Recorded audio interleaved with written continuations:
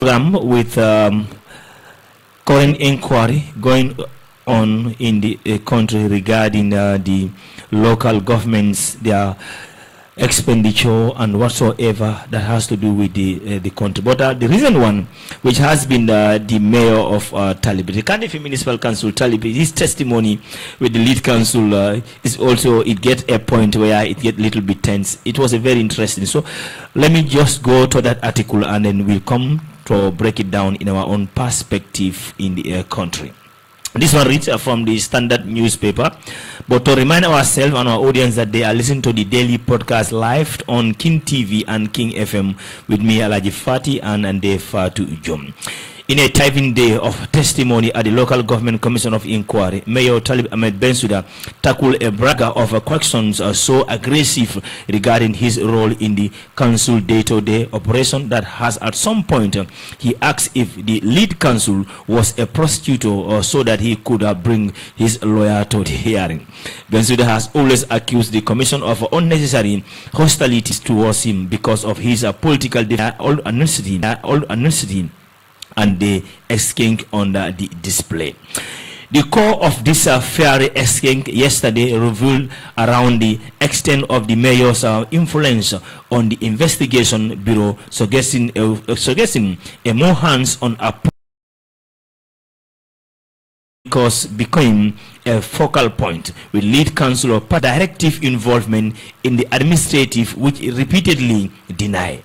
The mayor maintained that he offered guardians to support but was not part of the day-to-day decision-making process and described his role as a glue and the council facility communicating within the defense communities. However, lead council Gomez also encountered this claim that highlighting instance where mayor appeared to be directly based on his position, emphasizing the importance of separation of power and the limitation of his role. Lead council brought up the claims of previous KMC CEOs who stated that they had to seek clearance from the mayor's office. Bensouda categorically denied this, citing that such claims were false.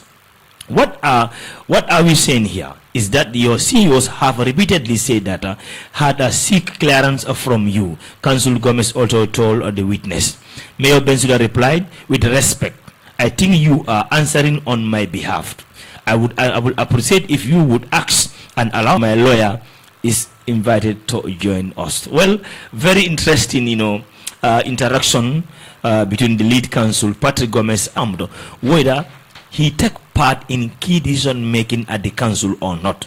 But Bensouda also, knowing, he said the structures that we established there, each structure are working according to their activity because they have 19 councillors, 12 committees and other committees as well. So FATOU is really interesting. That was a very I would use the word very combative, inquiry regarding the Bensouda and the lead council, talk of war. And then whereas even the deputy commissioner also, that's the chairperson also, who is no other person than Geneva, who intervened to make sure there is a understanding between the two gentlemen. It was very interesting, really. The story was very interesting, and it's just like a kind of conflict between these two people, Bensouda and the lead council. Because they go to an extent that whereby Bensouda was asking him whether he is a lawyer. Whether they are in the courthouse or what. Exactly. Whether they are in the courthouse for that. It's something that also is Talib's right to explain the way how Talib also is doing all the day-to-day affairs of all his program, you understand. So it was something. And then his, their political defense. He said that is what they want to take advantage of him. So those were the two things that he also mentioned, like their political differences and his stand with the central government regarding the former CEO activity. So he's feeling like the commission have all those things at their back and then trying to hammer him. So that is what those were the words of the mayor of KMC. Now let's go to the leader of GMC. Mai Ahmed Fati. Mai Ahmed Fati say he is also denying all the youths that went to protest against Pura. But let's see what exactly Mai Fati put on paper, because of it is on a standard newspaper this afternoon. Gambian Moral Congress GMC leader Mai Ahmed Fati expressed strong disagreement with the anti-Pura protesters, most of whom are remanded in prison awaiting trial for holding procession without a permit.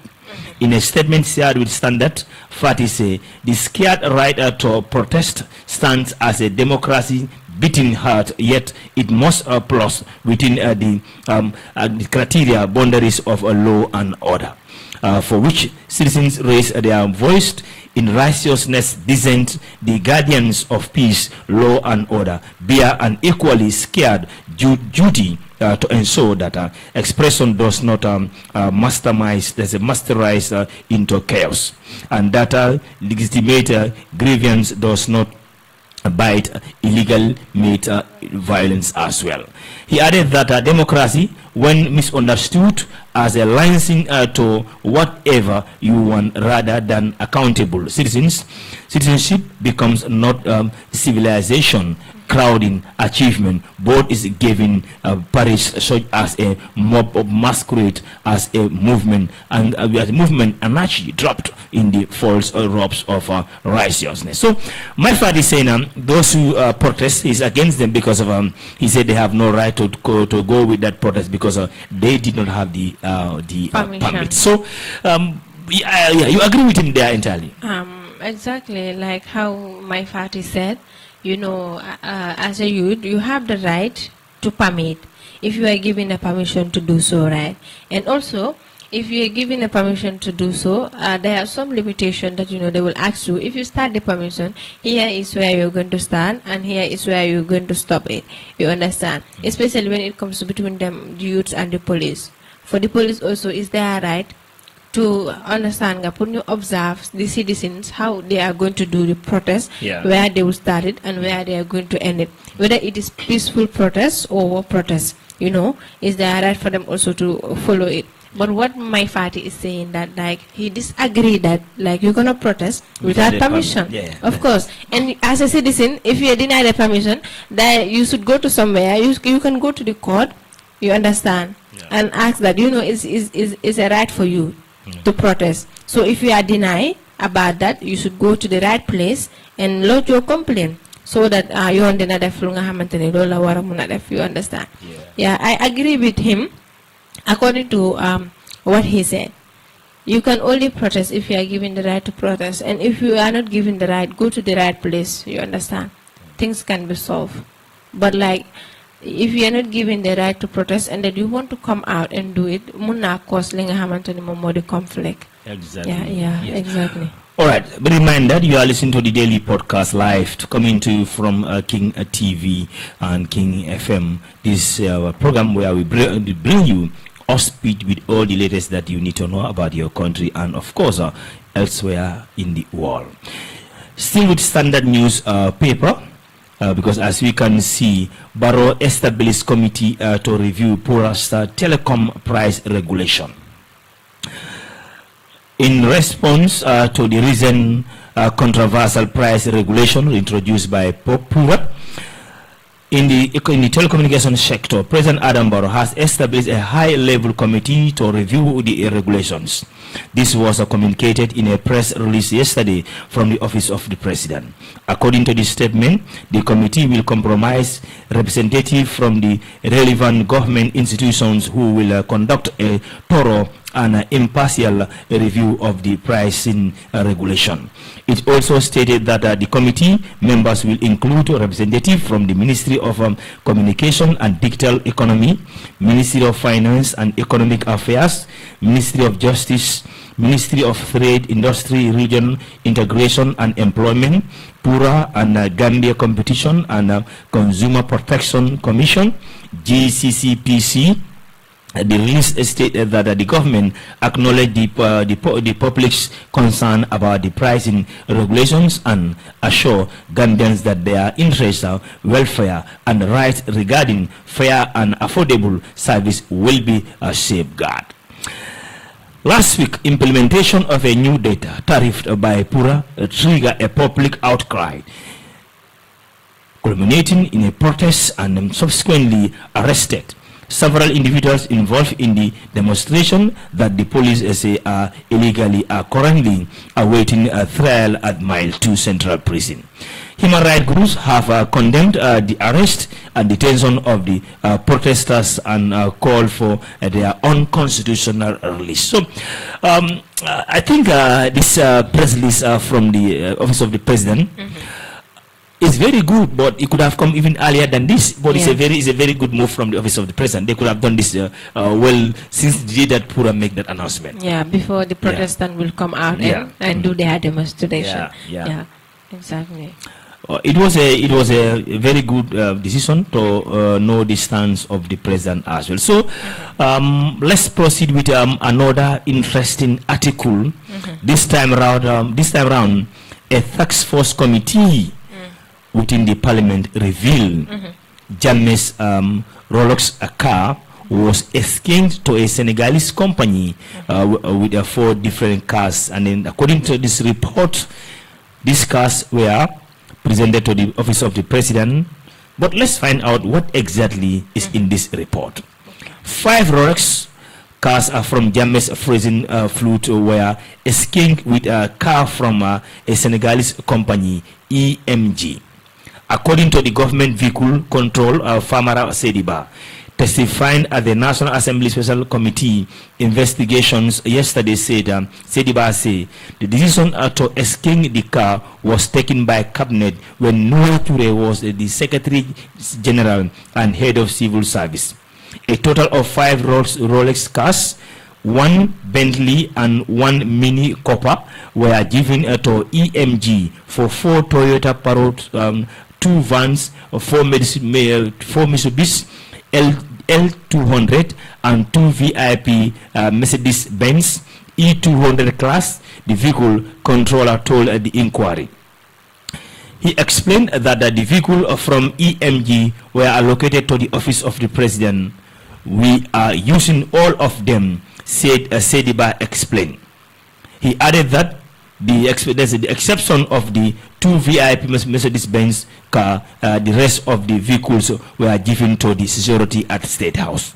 According to Mr. Sediba, the Rolex cars, Bentley and Mini Cooper were valued by 1 Ibrahim Njaye before the exchange. So it's really another shocking, and then I'm sure the authorities will not be happy with this one because of those cars were very expensive. Exactly. You change it for another car to another businessman in Senegal. Why all those things are happening? That should not happen anyway. So it's really a sad situation there. But I believe the authorities are taking note because of the parliamentary committee are really coming with a very interesting things that we don't know before are also coming out in this episode. So we'll see. Be reminded that you are listening to the daily podcast live on King FM, King TV, and Choice TV as well. This is your daily podcast, and Urban TV, they are also with us. We have a lot of TVs live joining us in this episode. I think, Fatou, we're going to take a short break, and then we'll be back with another interesting stories.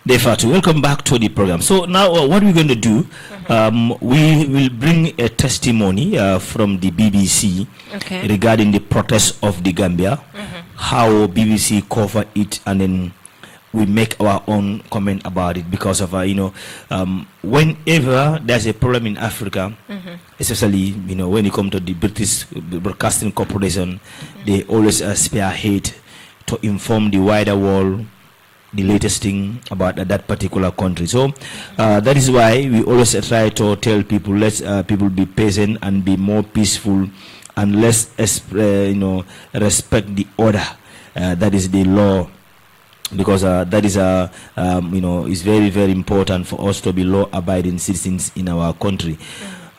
First, let's see how BBC cover this protest before we digest. It is very important for us. Okay. As far as BBC, for them, like in the Gambia, we have the access with them. Sometimes when they have this news, whatever they write, they used to send it to the Gambia. And sometimes they used to write something about the Gambia, especially when it comes to anything. They also used to write it. Yeah, the thing is like, the thing that like, if you look at BBC, especially they are this, African corporation, they always talk bad about Africa. So it's true, that program is purely about Africa, but it's not only about they can only come to Africa whenever there's only a problem. There are other developing stories in Africa, but they are not covering that. So that's why our politicians, the individuals, we have to be very careful, because it's very, very important, to safeguard the peace of this country. But let's join BBC Focus on Africa team. How did they cover this, and how did they perceive the protests in the Gambia? From the West African nation of Gambia, thousands hit the streets in the capital of Banjul to protest against President Adama Barrow's government. Now, the protesters marched through the city chanting "Power and People," carrying handwritten placards which read, "Gambians are not slaves to corruption."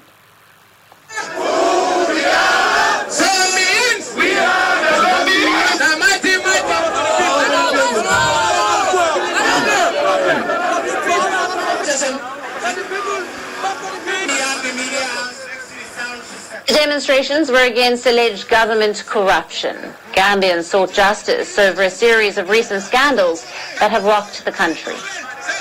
Need for such a protest because of, in Gambia, corruption and poverty.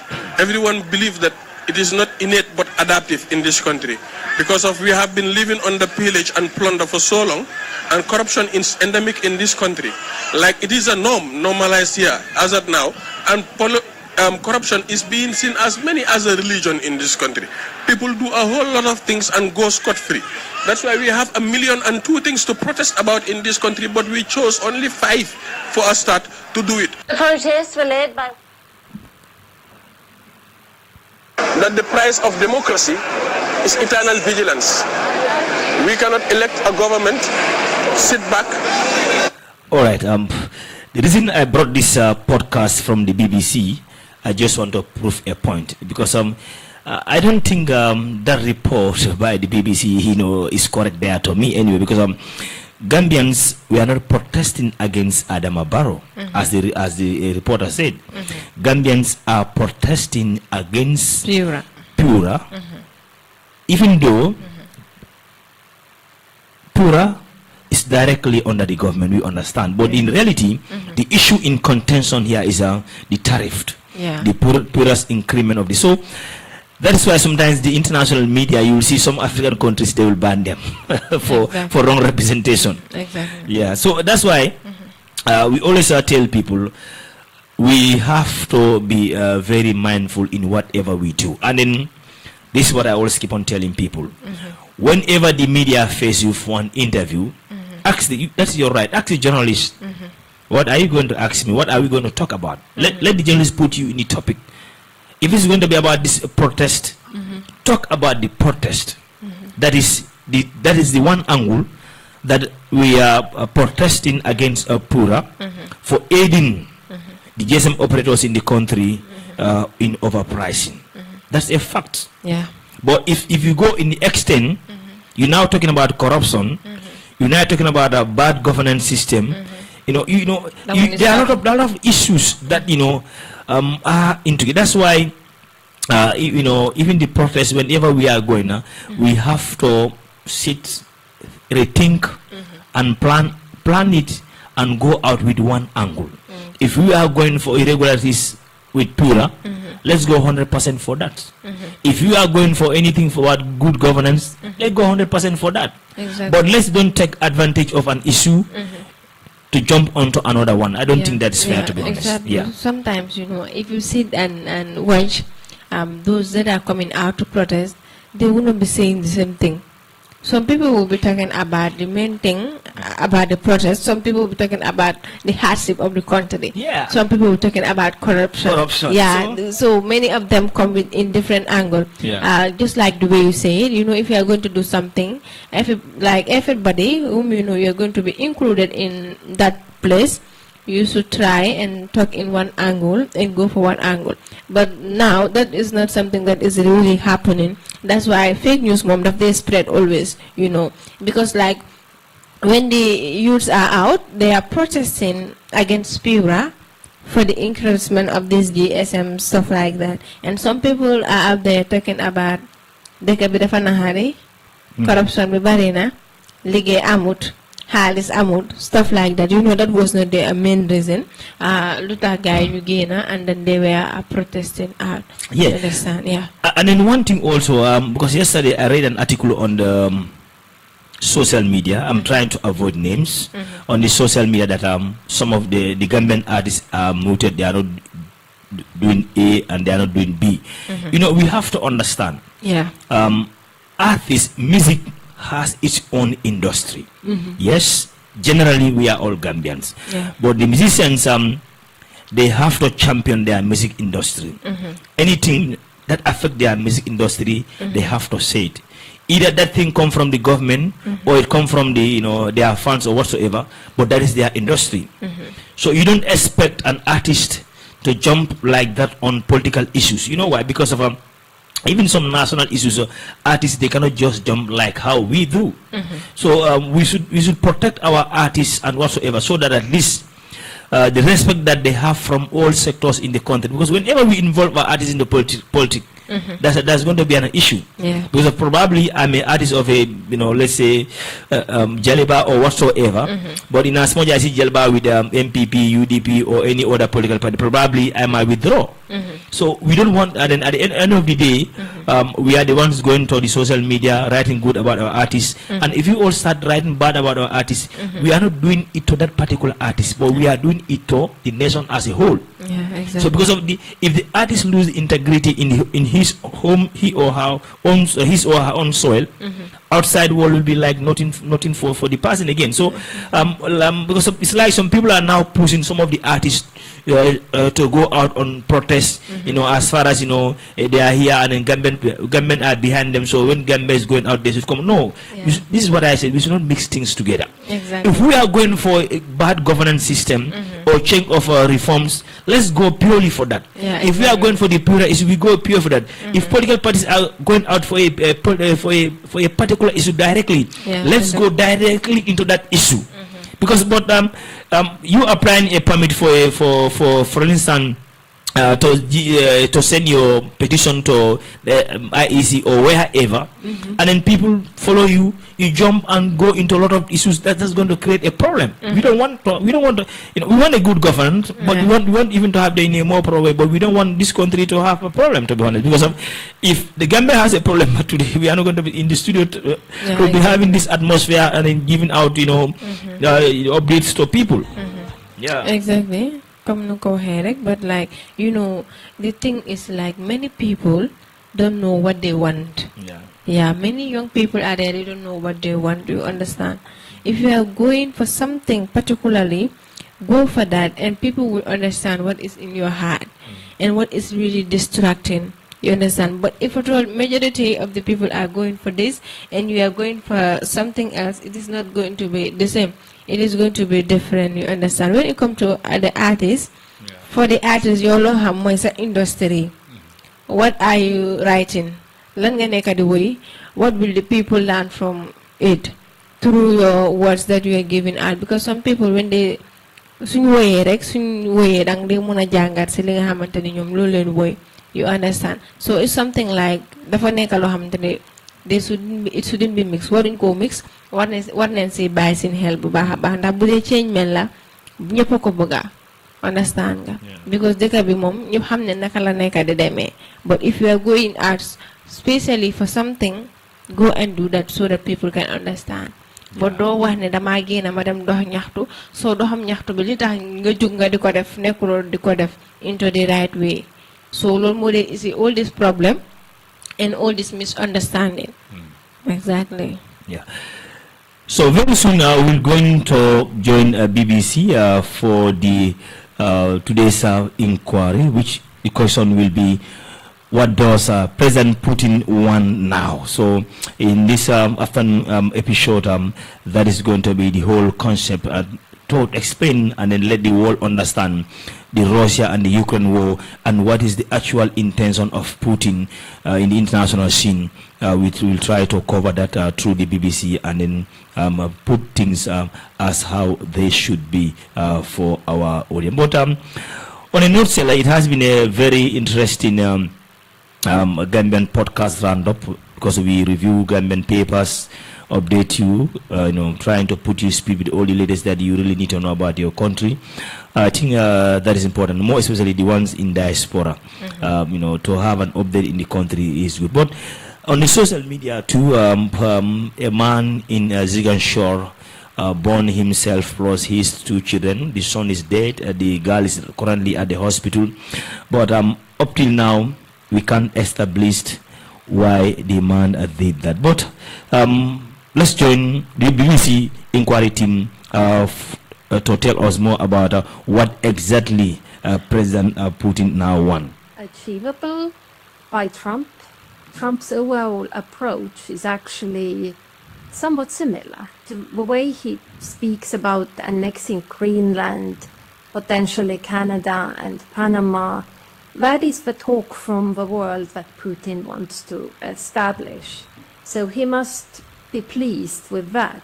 At the same time, given the overall chaotic approach of the Trump administration, I find it hard to imagine that Trump and Putin could actually really be discussing the world order. That chaotic approach could prove a challenge in balancing a fragile diplomacy. We also saw signs of how quickly the wind can change with that extraordinary moment in the Oval Office. You're gambling with the lives of millions of people. You're gambling with World War III. What had up until that moment been an easy and diplomatic conversation descended into chaos. This country, that's backed you far more than a lot of people said they should have. President Zelensky and his team left the White House soon after. That was a horrible meeting, and of course for Ukraine that had immediate consequences. When the United States stopped military aid, including intelligence sharing, that actually had immediate consequences for Ukraine's ability to operate on the battlefield. Intelligence sharing especially, because many of the weapons that Ukraine uses, they rely on Americans for targeting, for data. And so when that was stopped, that was really a severe blow. But I think the surprise, and nice surprise for Putin, has been how well targeted these blows have been in some respects, and to what extent Trump actually has adopted Russia's talking points on many issues, such as the role of President Zelensky, the idea that Ukraine supposedly needs elections because Zelensky is illegitimate. So for a while it seemed that Trump really was following a script written by Putin. Kadrilik says that shift in support came as a severe blow to Ukraine. It ultimately led to President Zelensky apologizing. So far, so good for Putin. And while it had looked like relations were improving between the American and Russian leaders, at the end of March, things turned sour. President Trump said he was very angry with comments Mr. Putin had made on the credibility of Zelensky's leadership. At the moment, there is no ceasefire. But it does seem that President Trump shares some of the same agenda as President Putin. He wants to achieve Ukraine that is subordinate to Russia. Also, when it comes to military forces, he wants Ukraine to be demilitarized. And of course, it's also the Kremlin's dream to see American troops leave Europe. Americans are discussing that as well. Putin's long-term goal is Ukraine, and he's currently trying to take that by military force. But it's been a long war so far, and with no ceasefire in sight, and a new relationship with Trump, has this affected his image at home? Part 2. The Russian View. My name is Maria Snegovaya. I'm a senior fellow with Europe-Russia-Eurasia program at Center for Strategic and International Studies. Russians have a different understanding of politics and power, historically conditioned. In Russia, the top ruler, whoever occupies the key position of power, is almost a half-sacred figure. Even in the post-Soviet period, Russians have never really voted, the majority of them, against the sitting president. And there was no true power transition in Russia in the sense that an independent candidate, outsider, other than Vladimir Lenin in 1917, really never came to power. Quite the position to have, some might say. Most of the time, power has been passed through the previous president or leader of the state or the Tsar to the next appointee. That was also the case with Putin. In a lot of ways, he inherited the legacy of Boris Yeltsin, who appointed him his successor. And since his early days, when he came to power, Putin effectively built his legitimacy on rejecting the failed modernization effort in Russia during the 1990s. So, with so much seemingly already assured for whoever is in charge, how well regarded is President Putin? Putin's popularity is consistently above 60%. Right now, it's about 75%. His approval is actually higher than the usual, and that is because he typically gets a boost in approval after he starts yet another war. Wars in Russia have this meaning of uniting the country. And Maria Snegovaya says that such high ratings also stretch to how people in Russia see Mr. Putin's war efforts in Ukraine. Also high, albeit through a rigidly controlled media. One of the first steps of Putin as he became Russia's president in the year 2000 was to get under control the federal TV channels, which at the time... Well, that was the BBC inquiry team regarding the daily podcast and then about the Russia and Ukraine war. Putin expect the war to be so quick and then conquer Ukraine, but it has been a long war now. Almost we are into the second year of the war. It has never ended. But let's just take a quick commercial break, and we'll be back with you on the program.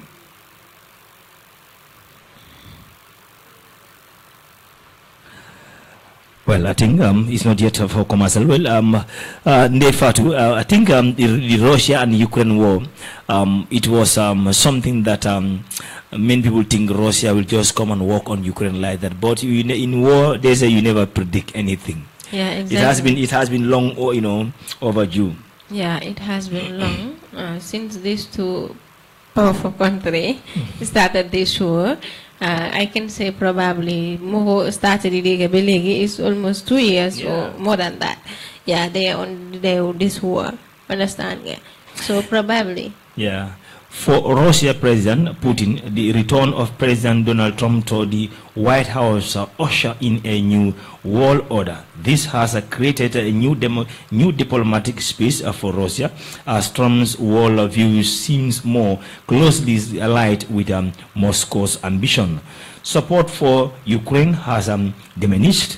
Peace talks have been flooded, and speculations has gone about a latest ceasefire. So it's like at one point in time of the inquiry, Donald Trump was not happy with the words that Putin said, but Putin just see that as those are the facts about Ukraine, because Russia is a superpower. Ukraine is a tiny nation. It's a very small country compared to Russia. Is huge. But the fact of the matter is what Russia also, they want to invade Ukraine. That's going to be difficult. They want to destroy the country and own it, add it to their country. So this is the problem as we speak right now. But the ceasefire is going, but it's like it's not producing as how it's expected to. That's why let's chant for peace. Peace is very, very beautiful. Exactly.